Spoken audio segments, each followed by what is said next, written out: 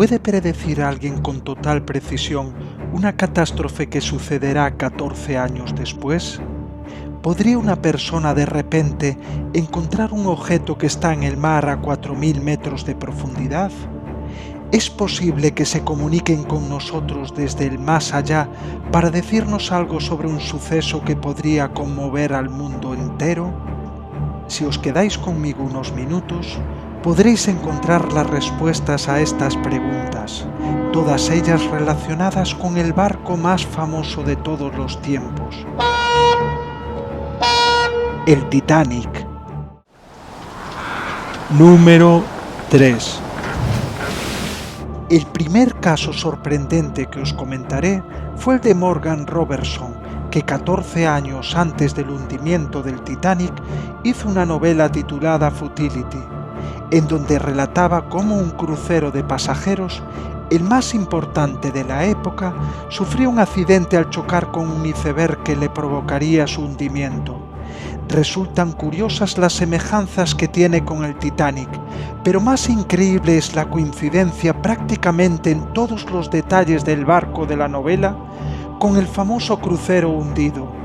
En ambos, los pasajeros en su mayoría eran de la alta sociedad, y los dos salieron del mismo puerto, Southampton.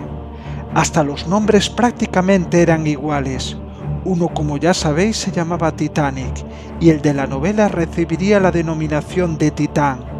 Es tal la similitud entre estos dos barcos que hasta coincidían en la velocidad a la que navegaban, el tamaño del barco, el número de pasajeros y hasta los botes salvavidas de cada uno, que como sabréis fueron insuficientes, de ahí el gran número de fallecidos en el accidente. Y para colmo de coincidencias, ambos se hundieron en el mismo sitio, en el Océano Atlántico Norte. Como imaginaréis, tras la catástrofe del Titanic, el libro se convirtió en un bestseller y a nadie le quedaron dudas de que el escritor Morgan Robertson era un adivino. Número 2. El segundo suceso increíble fue el que le sucedió a un pescador gallego llamado Antonio Varela. Cuando estaba recogiendo sus redes en alta mar, se encontró dentro de ellas un plato de porcelana. Cuando llegó a su casa, se lo regaló a su hijo, en el cual desayunó, comió y cenó durante 23 años. Un día en el año 2003, casualmente fue a una exposición que se celebraba en el acuario de la ciudad de La Coruña, que en esa ocasión presentaba una muestra itinerante sobre el famoso barco Titanic. En ese lugar, entre otras cosas, estaba expuesta una vajilla de los pasajeros de la tercera clase, y al verla se asombró del parecido que tenía con el plato que guardaba celosamente en su casa. Después de que lo analizaron especialistas, confirmaban que pertenecía al ajuar del crucero de la compañía White Star Line, cuyo nombre era Titanic. ¿Cómo es posible que se quede entre las redes un plato que pertenecía a un barco hundido a cerca de 4.000 metros de profundidad? ¿Y cómo se dieron tantas casualidades para que el hijo del pescador pudiera identificarlo en un museo? Parece como si unos hilos invisibles hicieran todo esto posible. Número 1. Si los dos casos anteriores te parecen sorprendentes, aún lo es más el tercer caso que os comentaré.